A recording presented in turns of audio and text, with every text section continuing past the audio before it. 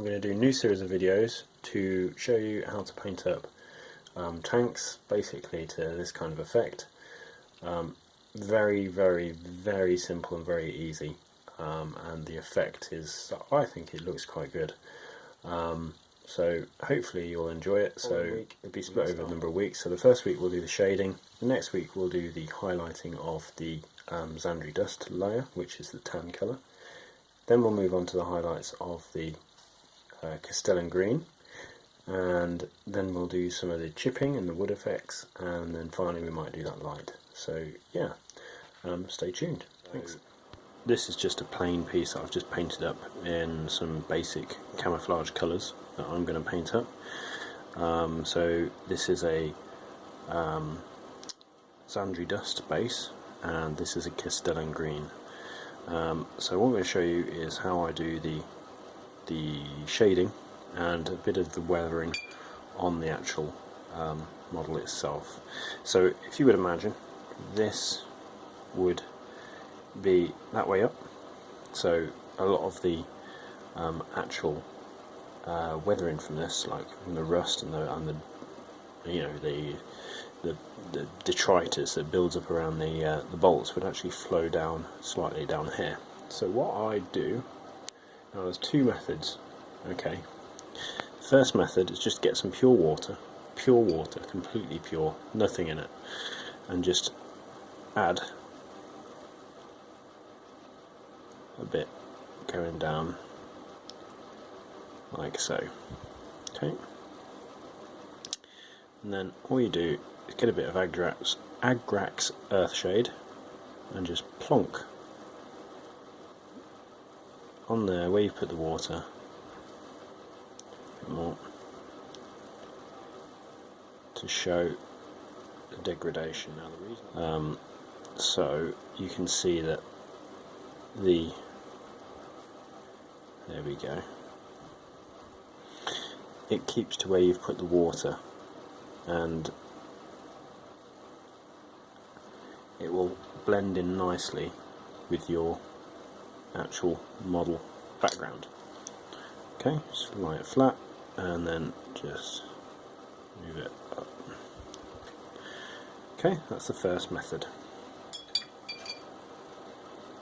What you can also do is just bleed that out a bit, maybe make a bit further. Okay, second method, which is a lot quicker, which is what I generally use, is I just get the Agrax Earthshade, draw around the bolt like so, and then again just draw it down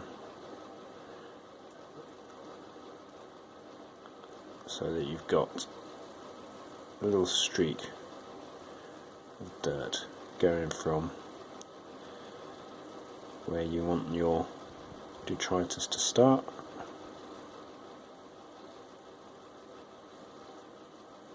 to where you think you might want it to end, and the same around here. And it's a fairly simple technique, it's nothing too complicated.